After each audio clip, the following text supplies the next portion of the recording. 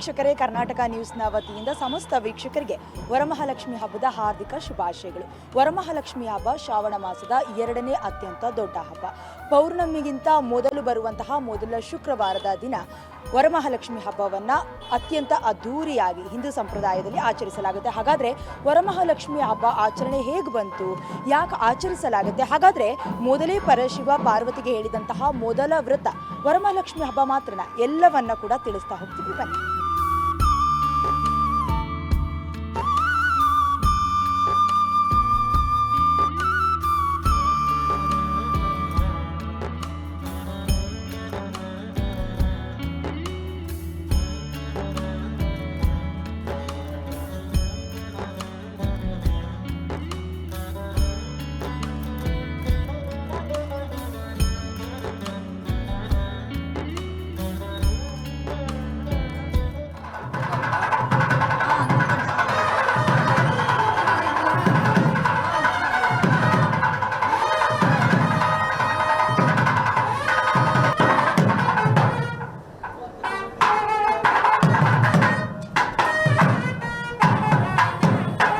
ಇಂದು ವರಮಹಾಲಕ್ಷ್ಮಿ ಹಬ್ಬದ ಪ್ರಯುಕ್ತ ನಾಡಿನಾದ್ಯಂತ ಸಂಭ್ರಮ ಹಾಗೆ ಸಡಗರದಿಂದ ಹಬ್ಬವನ್ನು ಆಚರಣೆ ಮಾಡ್ತಾ ಇದ್ದಾರೆ. ಆದರೆ ವರಮಹಾಲಕ್ಷ್ಮಿ ಹಬ್ಬಕ್ಕೆ ಅಂದರೆ ಲಕ್ಷ್ಮಿ ಹುಟ್ಟಿನ ಬಗ್ಗೆ ಕೂಡ ನಾವು ತಿಳ್ಕೊಳ್ಳೇಬೇಕಾಗುತ್ತೆ. ಹೇಗೆ ಹುಟ್ಟಿದ್ಲು ಲಕ್ಷ್ಮಿ, ಅದಕ್ಕೂ ಕೂಡ ಒಂದು ಕಥೆ ಇದೆ, ಹೇಳ್ತಾ ಹೋಗ್ತೀವಿ. ಮುನಿಗಳಲ್ಲಿ ಅತ್ಯಂತ ಕೋಪಿಷ್ಟ ಮುನಿ ಅಂತ ಹೇಳಿದ್ರೆ ದೂರ್ವಾಸ ಮುನಿ. ದೂರ್ವಾಸ ಮುನಿಗಳು ದೇವೇಂದ್ರನಿಗೆ ಶಾಪ ಕೊಟ್ಬಿಡ್ತಾರೆ. ಆ ಸಂದರ್ಭದಲ್ಲಿ ಸ್ವರ್ಗದಿಂದ ಓಡಿ ಹೋಗ್ತಾನೆ ದೇವೇಂದ್ರ. ಜೊತೆಗೆ ಸ್ವರ್ಗದಿಂದ ಲಕ್ಷ್ಮಿಯು ಕೂಡ ಕಾಲ್ ಕಿತ್ಬಿಡ್ತಾಳೆ.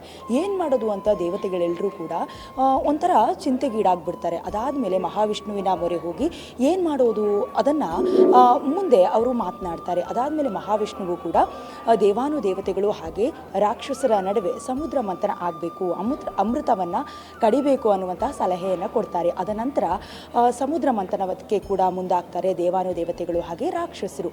ಅದಾದ ಮೇಲೆ ಕ್ಷೀರ ಸಾಗರದಲ್ಲಿ ಶ್ವೇತ ವರ್ಣೆಯಾಗಿ ಹುಟ್ಟುತ್ತಾಳೆ ಲಕ್ಷ್ಮಿ. ಅಂದರೆ ಅನೇಕ ವಸ್ತುಗಳು ಕೂಡ ಆ ಸಾಗರ ಮಂಥನದಲ್ಲಿ ಬರ್ತವೆ. ಅದೇ ಸಂದರ್ಭದಲ್ಲಿ ಲಕ್ಷ್ಮಿಯ ಜನ್ಮ ಕೂಡ ಆಗುತ್ತೆ.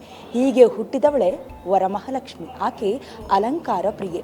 ಹೇಗಿದ್ರೂ ಕೂಡ ಎಲ್ಲರೂ ಸರಸ್ವತಿಯನ್ನು ಹೇಗೆ ಒಲಿಸ್ಕೊಳ್ಬೇಕು ಅಂತ ಅನ್ಕೊಳ್ತಾರೋ ಅದೇ ರೀತಿ ಇವತ್ತಿನ ಕಲಿಗಾಲದಲ್ಲಿ ಲಕ್ಷ್ಮಿಯನ್ನು ಕೂಡ ಹಾಗೆ ಒಲಿಸ್ಕೊಳ್ಬೇಕು ಅನ್ನೋದು ಕೂಡ ಅಷ್ಟೇ ಸತ್ಯ. ಅದರ ಜೊತೆಗೆ ಪರಶಿವ ಕೂಡ ಪಾರ್ವತಿಯನ್ನು ಅಥವಾ ಪಾರ್ವತಿ ಕೇಳಿದಾಗ ಯಾವ ವ್ರತ ಭೂಲೋಕದಲ್ಲಿ ಅತ್ಯಂತ ಶ್ರೇಷ್ಠ ವ್ರತ ಅಂತ ಕೇಳಿದಾಗಲೂ ಕೂಡ ವರಮಹಾಲಕ್ಷ್ಮಿ ವ್ರತದ ಕಥೆಯನ್ನು ಹೇಳ್ತಾರೆ. ಏನದು ಅಂತ ಹೇಳಿದಾಗ, ಕುಂಡನ ಅಂತ ಒಂದು ಪ್ರದೇಶ ಇರುತ್ತೆ ಅಥವಾ ಗ್ರಾಮ ಇರುತ್ತೆ. ಆ ಗ್ರಾಮದಲ್ಲಿ ಚಾರುಮತಿ ಅನ್ನುವಂಥ ಮಹಿಳೆ ವೃದ್ಧ ಅತ್ತೆ ಮಾವಂದಿರನ್ನು ಶುಶ್ರೂಷೆ ಮಾಡ್ತಾ ಹೇಗಿದ್ದರೂ ಅನಾರೋಗ್ಯದಿಂದ ಬಳಲ್ತಾ ಇರುವಂತಹ ಅತ್ತೆ ಮಾವನನ್ನು ನೋಡ್ಕೊಳ್ತಾ ಇರ್ತಾಳೆ. ಅಂತಹ ಸಂದರ್ಭದಲ್ಲಿ ಏನು ಮಾಡೋದಪ್ಪ, ಇವು ದೇವರೇ ಹೇಗಾದರೂ ಮಾಡಿ ನನ್ನ ಅತ್ತೆ ಮಾವಂದಿರನ್ನು ವಾಸಿ ಮಾಡು ಅನಾರೋಗ್ಯದಿಂದ ಅಂತ ಕೇಳ್ಕೊಂಡಾಗ ಆಕೆ ಒಂದು ದಿನ ರಾತ್ರಿ ಮಲ್ಕೊಂಡಿರ್ತಾಳೆ. ಆ ನಿದ್ರಾ ಸಮಯದಲ್ಲಿ ಲಕ್ಷ್ಮೀದೇವಿ ಪ್ರತ್ಯಕ್ಷವಾಗಿ ಅವತ್ತು ಆಕೆ ಒಂದು ವರವನ್ನು ಅಥವಾ ಒಂದು ಸಲಹೆಯನ್ನು ಕೊಡ್ತಾಳೆ. ಅಂದರೆ ಪೌರ್ಣಮಿ ಬರೋದಕ್ಕಿಂತ ಮೊದಲ ಶುಕ್ರವಾರದ ದಿನ ನನ್ನನ್ನು ಪೂಜೆ ಮಾಡಬೇಕು ಬಂಧು ಮಿತ್ರರೊಡನೆ ಅಂತ ಸಲಹೆ ಕೊಡ್ತಾಳೆ. ಅದಾದ ಮೇಲೆ ಚಾರುಮತಿ ಬಹಳಷ್ಟು ಭಾವಭಕ್ತಿಯಿಂದ ಪೂಜೆಯನ್ನು ಕೂಡ ಸಲ್ಲಿಸ್ತಾಳೆ. ಪೂಜೆ ಆದ ನಂತರದಲ್ಲಿ ಅತ್ತೆ ಮಾವ ಕೂಡ ಸುಧಾರಿಸ್ಕೊಳ್ತಾರೆ. ಜೊತೆಗೆ ಧನಲಾಭ ಕೂಡ ಆಕೆಗೆ ಒದಗಿ ಬರುತ್ತೆ. ಅವತ್ತಿನಿಂದ ಪ್ರತಿ ವರ್ಷವೂ ಕೂಡ ಪೌರ್ಣಮಿಗಿಂತ ಮೊದಲು ಬರುವ ಶುಕ್ರವಾರದ ದಿನ ವರಮಹಾಲಕ್ಷ್ಮಿ ಹಬ್ಬವನ್ನು ಆಚರಿಸ್ಕೊಂಡು ಬರ್ತಾಳೆ. ಅವತ್ತಿನಿಂದ ಅವಳು ಸಿರಿವಂತೆ ಆಗ್ತಾಳೆ, ಎಲ್ಲ ಕಷ್ಟ ಕಾರ್ಪಣ್ಯದಿಂದ ಕೂಡ ಮುಕ್ತಳಾಗ್ತಾಳೆ. ಇದು ವರಮಹಾಲಕ್ಷ್ಮಿ ಹಬ್ಬದ ಹಿನ್ನೆಲೆ. ಎಸ್ ವೀಕ್ಷಕರೇ, ಪ್ರತಿ ಪೌರ್ಣಮಿಯ ಮೊದಲ ಶುಕ್ರವಾರದ ದಿನ, ಅದರಲ್ಲೂ ಕೂಡ ಶ್ರಾವಣ ಮಾಸದಲ್ಲಿ ಬರುವಂತಹ ವರಮಹಾಲಕ್ಷ್ಮಿ ಹಬ್ಬವನ್ನು ಪೂಜೆ ಮಾಡೋದ್ರಿಂದ ಸಕಲ ಭಾಗ್ಯವೂ ಕೂಡ ನಿಮ್ಮದಾಗುತ್ತೆ ಅನ್ನುವಂತಹ ಮಹತ್ವವನ್ನು ಪಡ್ಕೊಳ್ತಾ ಇದೆ ಈ ಹಬ್ಬ.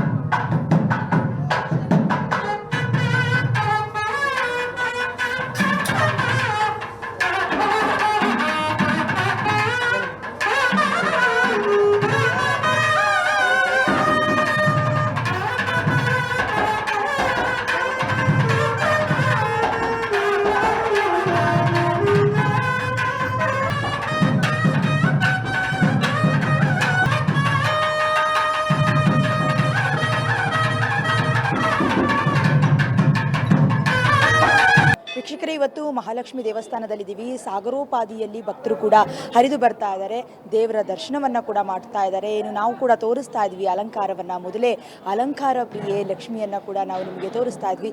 ಬನ್ನಿ, ಭಕ್ತರಿದ್ದಾರೆ, ಅವ್ರನ್ನ ಕೂಡ ಮಾತಾಡಿಸ್ತಾ ಹೋಗೋಣ. ದೇವರ ಮಹತ್ವ ಏನು, ಅವರ ನಂಬಿಕೆ ಏನು, ಎಲ್ಲವನ್ನ ಕೂಡ ಕೇಳ್ತಾ ಹೋಗೋಣ. ಮೇಡಮ್ ನಮಸ್ತೆ, ಎಲ್ಲಿಂದ ಬಂದಿದ್ದೀರಾ? ಇಲ್ಲೇ ಏನು ನಂಬಿಕೆ ಅಂತ? ಅಂದರೆ ಲಕ್ಷ್ಮಿ ಅಂದರೆ ತುಂಬ ನಂಬಿಕೆ ಇದೆ ನನಗೆ. ಅದಕ್ಕೆ ತುಂಬ ವರ್ಷದಿಂದ ಈ ದೇವಸ್ಥಾನಕ್ಕೆ ಬಂದು ಓಕೆ ಮೇಡಮ್ ನಮಸ್ತೆ. ನಮಸ್ತೆ. ಏನು ನಂಬಿಕೆ? ಬೆಳಿಗ್ಗೆ ಲಕ್ಷ್ಮಿನೆಲ್ಲ ಕೂರಿಸಿದ್ರೆ ಹೇಗೆ? ನಮ್ಮಲ್ಲಿ ಲಕ್ಷ್ಮಿ ಕೂದಲ ಕಲಶ ಕೊಡಿಸ್ ಪೂಜೆ ಮಾಡ್ತೀವಿ. ನಮ್ಮಲ್ಲಿ ಪೂಜೆ ಮಾಡಿ ಲಕ್ಷ್ಮಿ ಅಲ್ಲ ಆಯ್ತು. ನೀವು ದರ್ಶನ ಆಯ್ತಾ? ಹಾಂ, ಇವತ್ತು ದರ್ಶನ ಆಯಿತು. ಏನು ಹೇಳ್ತೀರಾ ಲಕ್ಷ್ಮಿ ಬಗ್ಗೆ? ಲಕ್ಷ್ಮಿ ಬಗ್ಗೆ ಏನು ಹೇಳೋದು, ದುಡ್ಡು ಬ್ಲೆಸ್ ಅಷ್ಟೇ. ಮೇಡಮ್ ನೀವೇನು ಹೇಳ್ತೀರಾ? ಆವಾಗಲಿಂದ ನೋಡ್ತಾ ಇದ್ವಿ, ತುಂಬ ತಲ್ಲೀನರಾಗಿ ನೋಡ್ತಾ ಇದ್ರಿ. ಅಭಿಷೇಕ ಎಲ್ಲ ನೋಡ್ತಾ ಇದ್ವಿ, ತುಂಬ ಚೆನ್ನಾಗಿ ಅನಿಸ್ತು. ಅಂದರೆ ಇವತ್ತು ಏನು ವಿಶೇಷ ಅಂತ, ಮನೇಲಿ ಏನೇನು ಸಿಹಿ ತಿನಿಸು ಏನಾದರೂ ಮಾಡಿದ್ದೀರಾ? ಇನ್ನೂ ಮಾಡಿಲ್ಲ, ಇವಾಗ ಹೋಗಿ ಮಾಡಬೇಕು. ಓಕೆ, 3 ಜನನು ಫ್ಯಾಮಿಲಿ ಅನಿಸುತ್ತೆ.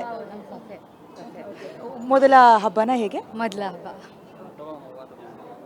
ಸೊ ಈಗ ಮುಂದೆನೂ ಕೂಡ ಇದ್ದಾರೆ, ಮಾತಾಡಿಸ್ತಾ ಹೋಗೋಣ. ಮೇಡಮ್ ನಮಸ್ತೆ. ಮೇಡಮ್ ನಮಸ್ತೆ. Yes ma'am. ಹೇಳಿ, ಡ್ಯೂಟಿಯಿಂದನೇ ಬಂದಂಗಿದೆ. ಹೌದು, ಮನೆ ರಜಾ ಇಲ್ಲ ಮ್ಯಾಮ್. ನಾನು ಬ್ಯಾಂಕ್ ಎಂಪ್ಲಾಯಿ ನಾನು. ಸೊ ಮನೆಯಲ್ಲೆಲ್ಲ ಪೂಜೆ ಮುಗಿಸಿ ಬ್ಯಾಂಕ್ ಬಂದಿದ್ದೀನಿ ಇವಾಗ. ಆಯ್ತಾ ದೇವ್ರ ದರ್ಶನ ಎಲ್ಲ? ನಾವು ದರ್ಶನ ಇವಾಗ ಬಂದೆ. ಮನೇಲಿ ಪೂಜೆ ಎಲ್ಲ ನೈಟೇ ಎಲ್ಲ ಮುಗಿಸಿ ಬೆಳಗ್ಗೆ ಪೂಜೆ ಯಾವ ಮಾಡೋದು. ಥರ ಎಲ್ಲ ಪೂಜೆ ಮಾಡ್ತೀರಾ ಮೇಡಮ್? ನಾವು ನಾರ್ಮಲ್ ಲಕ್ಷ್ಮಿನ ಕೂರಿಸಿ ಎಲ್ಲ ತಿಂಡಿಗಳು ಹಣ್ಣೆಲ್ಲ ಇಟ್ಟು ಪೂಜೆ ಮಾಡ್ತೀವಿ ಮ್ಯಾಮ್. ಮೇಡಮ್ ನೀವು ಹೇಗೆ ಮಾಡ್ತೀರಾ ಪೂಜೆ ಅಂತ? ನಾವು ಸರಳವಾಗಿ ಮಾಡ್ತೀವಿ. ಮನೇಲಿ ಕಳಶ ಕೂರಿಸಿದ್ರ? ಆ ಕಲಶ ಮಾತ್ರ ಕೂರಿಸಿ ಪೂಜೆ ಮಾಡಿ, ರಾತ್ರಿಯಿಂದನೇ ಎಲ್ಲ ಅಲಂಕಾರ ಮಾಡ್ತಾ ಇದ್ರೆ? ಇಲ್ಲ ಬೆಳಗಿನ ಜಾವ 3 ಗಂಟೆಗೆ ಮಾಡ್ತೀವಿ. ಸರ್, ನೀವು ಪ್ರತಿ ವರ್ಷನೂ ಬರ್ತೀರಾ ದೇವಸ್ಥಾನ? ಪ್ರತಿ ವರ್ಷವೂ ಬರ್ತೀವಿ. ಚೆನ್ನಾಗಿ ಅಲಂಕಾರ ಮಾಡ್ತಾರೆ, ತುಂಬ ಚೆನ್ನಾಗಿದೆ ಇಲ್ಲಿ. ಬಂದು ದರ್ಶನ ಮಾಡಿದ್ರೆ ತುಂಬ ತೃಪ್ತಿ ಇರುತ್ತೆ ಮೇಡಮ್. ಅಂದರೆ ದೇವಸ್ಥಾನದ ಬಗ್ಗೆ ಏನಾದರೂ ಗೊತ್ತಿದೆಯಾ ನಿಮಗೆ? ಏನಾದರೂ ಅನ್ಕೊಂಡಿದ್ದೆಲ್ಲ ಆಗಿದೆಯಾ? ಸುಮಾರು 5 ವರ್ಷದಿಂದ ಬರ್ತಾ ಇದ್ದೀನಿ. ತುಂಬ ಚೆನ್ನಾಗಿದೆ, ನಮಗೂ ಅನುಕೂಲ ಆಗ್ತೈತೆ ದೇವ್ರ ದಯೆಯಿಂದ. ತುಂಬ ಚೆನ್ನಾಗಿದೆ. ವೀಕ್ಷಕರೇ, ಮಾತಾಡಿಸ್ತಾ ಹೋಗೋಣ ಇನ್ನೂ. ಅಂದರೆ ದೇವ್ರ ಮೇಲಿನ ನಂಬಿಕೆ ಅಪಾರವಾಗಿದೆ. ಹಾಗೆ ನಂಬಿರೋರನ್ನ ಯಾವತ್ತೂ ಕೂಡ ಕೈ ಬಿಡೋದಿಲ್ಲ ದೇವಿ ಅಂತ ಕೂಡ ಹೇಳ್ತಾ ಇದ್ರು. ದೇವ್ರನ್ನ ತುಂಬ ಪೂಜೆ ಮಾಡ್ತೀವಿ. ಭಾಳ ಜನ ಇಲ್ಲಿ ಬರ್ತಾರೆ, ತುಂಬ ಜನ ಬಂದು ಹೋಗ್ತಾರೆ. ತುಂಬ ವರ್ಷದಿಂದ ನಾವು ಇಲ್ಲೇ ಇರೋದು, ಹುಟ್ಟೋಗಿಂದ ಇಲ್ಲೇ ಬರೋದು. ಬಂದು ಕೈ ಮುಟ್ಕೊಂಡು ಒಳ್ಳೇದು ಬೇಡ್ಕೊಂಡ್ರಿ ಇವತ್ತು? ನಮಗೆ ಒಳ್ಳೇದಾಗಲಿ, ಏನು ಆರೋಗ್ಯ ಭಾಗ್ಯ ಕೊಡಲಿ, ಎಲ್ಲರಿಗೂ ಒಳ್ಳೇದಾಗಲಿ, ಎಲ್ಲರಿಗೂ ಕುಟುಂಬದವ್ರಿಗೆಲ್ಲ ಒಳ್ಳೇದಾಗಲಿ ಕೇಳ್ತೀನಿ. ನಮ್ಮನೆಯವ್ರಿಗೆಲ್ಲ ಎಲ್ಲ ಒಳ್ಳೇದಾಗಲಿ. ಏನೋ ಇದು ದೇವರು ಸನ್ನಿಧಿಲಿ ಇದು ಅಪ್ಪ ಅನ್ನೆಲ್ಲ ಇದು ಎಲ್ಲ ಇದೆ. ಭಾಳ ಚೆನ್ನಾಗಿಲ್ಲಿ ಅಲಂಕಾರ ತುಂಬ ಜನ ಮಾಡ್ತಾರೆ.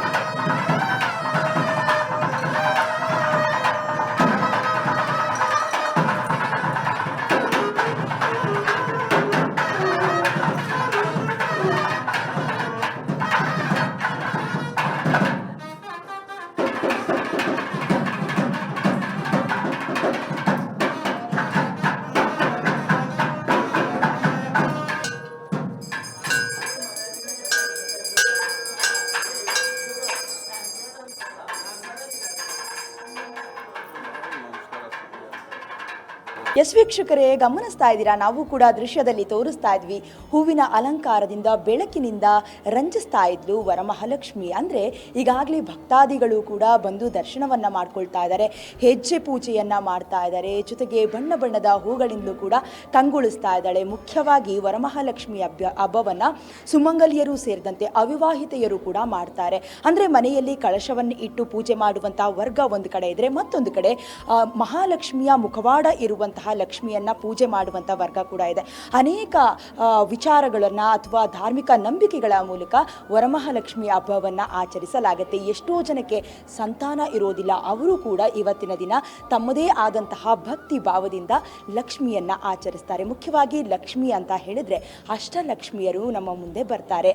ಆದಿಲಕ್ಷ್ಮಿ, ಧೈರ್ಯಲಕ್ಷ್ಮಿ, ಧನಲಕ್ಷ್ಮಿ, ಧಾನ್ಯಲಕ್ಷ್ಮಿ, ಕಾರ್ಯಲಕ್ಷ್ಮಿ, ಶೌರ್ಯಲಕ್ಷ್ಮಿ, ವಿಜಯಲಕ್ಷ್ಮಿ, ಜೊತೆಗೆ ವಿದ್ಯಾಲಕ್ಷ್ಮಿ. ಇದರ ಜೊತೆಗೆ ಅವರವರದೇ ಭಾವಗಳ ಮೂಲಕ ಅನೇಕ ಲಕ್ಷ್ಮಿಯರನ್ನು ಕೂಡ ಕಾಣ್ತಾರೆ. ಅಂದರೆ ಭಾಗ್ಯಲಕ್ಷ್ಮಿ, ಸಂತಾನ ಲಕ್ಷ್ಮಿ, ಗಜಲಕ್ಷ್ಮಿ, ಹೀಗೆ ಅನೇಕವಾಗಿ ಕಾಣ್ತಾರೆ. ಜೊತೆಗೆ ವಿಶೇಷವಾದ ಪೂಜೆಯನ್ನು ಕೂಡ ನಾಡಿನಾದ್ಯಂತ ಸೆಲೆಬ್ರೇಟ್ ಮಾಡ್ತಾ ಇದ್ದಾರೆ. ಇದಾಗಿತ್ತು ಈ ಹೊತ್ತಿನ ವಿಶೇಷ.